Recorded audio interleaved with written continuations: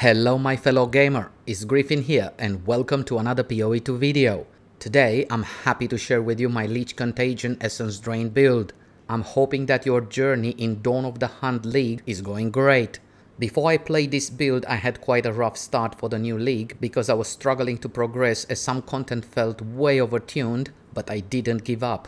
Some rares and bosses felt brutal for their specific level and my character felt very weak and the lack of damage was evident, although I was trying to keep up with the upgrades as much as I could. I didn't want to create a video about a build where I was not confident or comfortable playing it.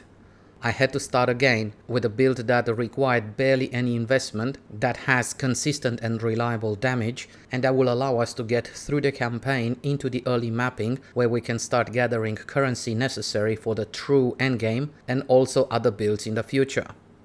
Since launch, Dawn of the Hunt League had few patches, and with the 0.2.0e we started to see meaningful improvements. Today I'm happy to share with you my Lich Contagion Essence Drain that literally saved my journey into Dawn of the Hunt League. I've played Contagion Essence Drain in POE 1 in the past for many leagues. It is a playstyle I'm comfortable with, and now in POE 2 Essence Drain has been buffed. So far we managed to finish Act 3 and just started Cruel difficulty, but I'll post more videos about this build progression soon. It feels like a breath of fresh air, especially as a starter build. As soon as we get the first uncut skill gem, we'll select Contagion. The skill doesn't do a lot of damage by itself, but is crucial in spreading Essence Drain, a skill that will be available when our character reaches level 6. It is a comfortable and more relaxed playstyle compared to other builds, as relies on damage over time dealt by Essence Drain and spread by Contagion, and paired with Dark Effigy and Despair for more damage. We don't have to spam Essence Drain, we cast it once and let the damage over time work its magic, while we can focus on dodging incoming attacks, repositioning and keeping our character alive. We'll cast Contagion first on a small and weak enemy in the group, and then we'll cast Essence Drain on the same monster and watch how the entire pack melts away.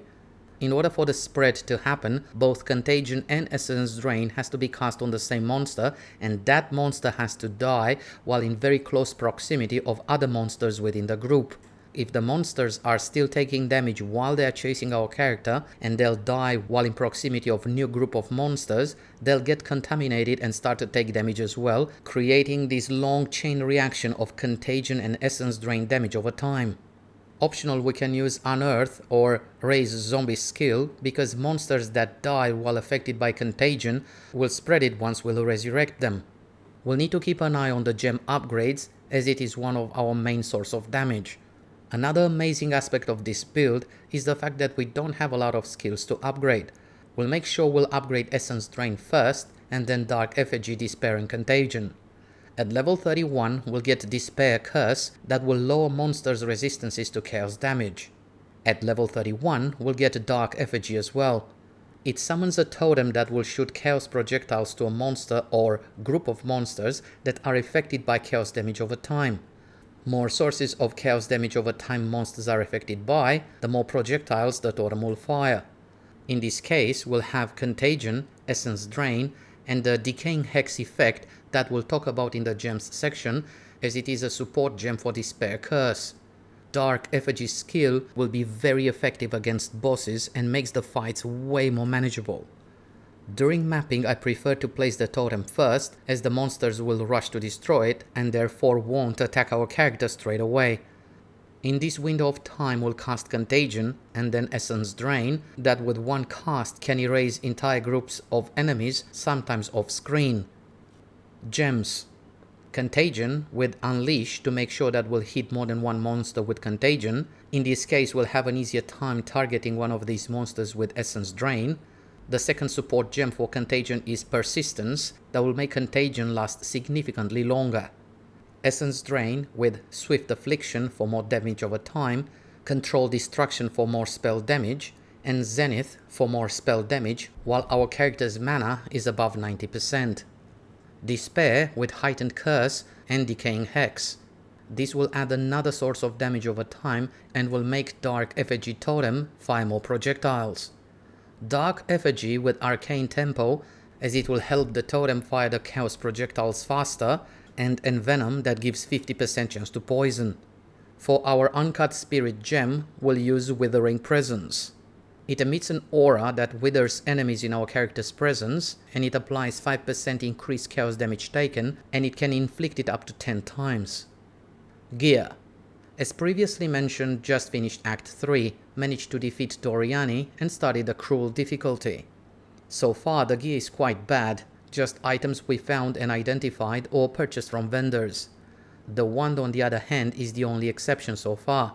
We purchased the wand for 5 exalts on trade.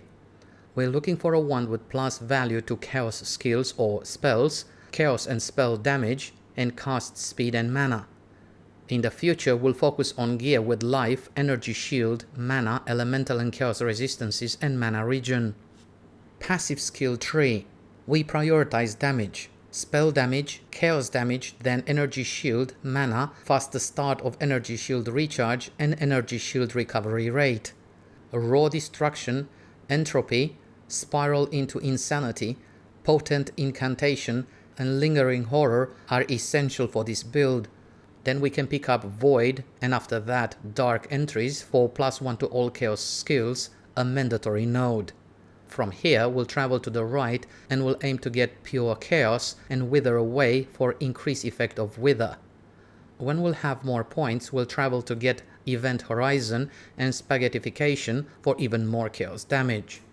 After that we'll need to look to improve our defenses by using energy shield nodes like pure energy, dampening shield, insightfulness, patient barrier and enhanced barrier, illuminated crown, hollowed and heavy buffer. Ascendency. We've studied as a witch and selected the Lich Ascendency. There are some very good choices here like Necromantic Conduit for extra chaos damage, but will lose 5% mana per second. This should be amazing after we'll have a second notable soulless form to solve the mana issue. In the meantime I tried Price of Power, but in this case we'll need to generate power charges, and the profane ritual requires a corpse to use it in order to generate a power charge, therefore is not reliable during boss fights that don't spawn minions. Then I tried Eldritch Empowerment that offers a very solid damage boost, but will need to be mindful of the additional 3% energy shield cost. Although doesn't sound like much, if our character will get hit and doesn't have energy shield, it won't be able to cast any spells until energy shield recharge starts. I will post soon videos on how this build will progress in Cruel difficulty and then endgame, so stay tuned. After that I'm planning to respec into a minion build with main focus being Necromantic Conduit and Blackened Heart to see how far we can push this into endgame. I hope you found this video useful. If you haven't started a build for the new league, or you've started few builds and struggled with progression like I did, then I highly recommend this one. It definitely helped me in having a solid campaign journey so far. It is very easy to use with consistent damage and scaling. We'll start to optimize the gear once we'll get enough currency for proper upgrades, but in the meantime we'll keep checking vendors for good gear for sale or good drops during playthrough. If you enjoyed this video, feel free to give it a like and don't forget to subscribe, as it will help this channel a lot and would be much appreciated. More PoE 2 content is coming soon, so stay tuned for that. Thank you so much for watching. All the best. Bye.